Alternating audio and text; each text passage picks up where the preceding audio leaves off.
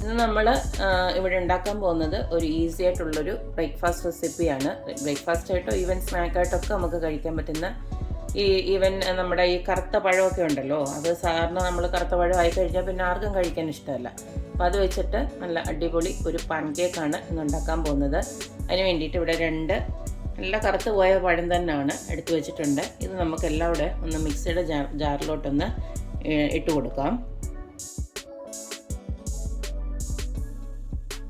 അടുത്തതിലേക്ക് നമുക്ക് 2 മുട്ട വേണം. അത് നമുക്കൊന്ന് പൊട്ടിച്ച് ഇതിനകത്തോട്ട് ഒഴിച്ചു കൊടുക്കാം.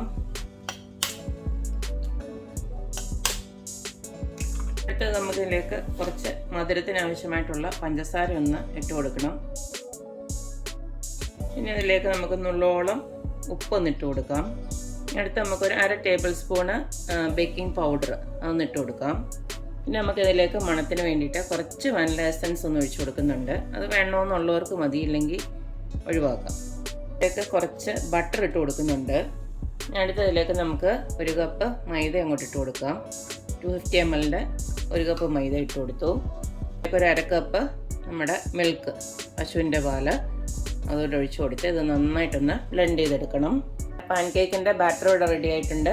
ഇതിപ്പോൾ ഞാനൊരു ചരുവത്തിലോട്ട് ഒന്ന് ട്രാൻസ്ഫർ ചെയ്യുവാണ്. ഈ ഒരു കൺസിസ്റ്റൻസി മതി, ഒത്തിരി അങ്ങ് ലൂസാവാൻ പാടില്ല. ഇപ്പം നമ്മുടെ മാവ് ഈ ഒരു കൺസിസ്റ്റൻസിയിൽ ഒരു 1/4 കപ്പ് മൈദയോടെ ഇട്ട് കൊടുത്തു, കാരണം ഇത്തിരി ഒന്ന് ലൂസായിപ്പോയി നമ്മൾ അരച്ചെടുത്തപ്പം. അപ്പോൾ ഇത്രയും ഒന്ന് ആക്കിയെടുക്കണം. ഈ ഒരു ഉണ്ടല്ലോ, ഇങ്ങനെ ഒരു ദോശമാവിനെക്കാട്ടിലും കുറച്ചുകൂടെ കട്ടിയായിട്ട് തന്നെ എടുക്കണം, എങ്കിലേ അത് കറക്റ്റായിട്ട് നമുക്ക് കിട്ടത്തുള്ളൂ. അപ്പം ഇനി ഇത് ഒരു 10 മിനിറ്റ് നമുക്കൊന്ന് മാറ്റി റെസ്റ്റ് ചെയ്യാൻ വെക്കാം. നമ്മുടെ ബാറ്റർ ഇവിടെ ഉണ്ടാക്കി വെച്ചിട്ട് ഇപ്പം 10 മിനിറ്റോളം ആയി. ഇനി നമുക്ക് ഇത് ഓരോന്നോരോന്നായിട്ട് പാൻ കേക്ക് ഉണ്ടാക്കിയെടുക്കാം. നമ്മുടെ പാൻ കേക്ക് ഉണ്ടാക്കാനായിട്ട് ഞാനിപ്പോൾ ഒരു നോൺ സ്റ്റിക്ക് പാനിപ്പോൾ സ്റ്റൗ കത്തിച്ച് അടപ്പിലോട്ട് വെച്ചിട്ടുണ്ട്. ഇനി ഇതിലേക്ക് ഒന്നെങ്കിൽ കുറച്ച് നെയ്യോ അല്ലെങ്കിൽ കുറച്ച് എണ്ണയോ, നെയ്യ് ഒഴിക്കുന്നതായിരിക്കും നല്ലത് ടേസ്റ്റ്. അപ്പോൾ ഇതൊന്ന് ജസ്റ്റ് ഒന്ന് ഗ്രീസ് ചെയ്ത് കൊടുക്കുക.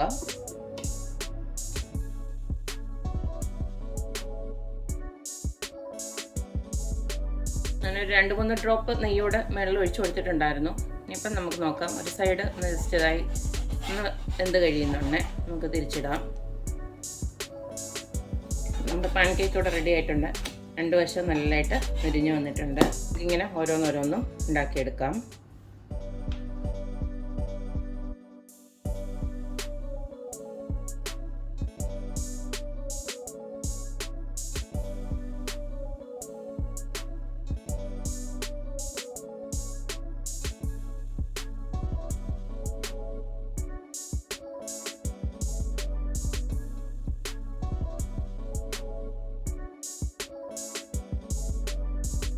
അപ്പോൾ നമ്മുടെ കുട്ടികൾക്ക് വരെ ഈസി ആയിട്ട് ട്രൈ ചെയ്ത് നോക്കാവുന്ന ഒരു ഈസി റെസിപ്പിയാണിത്.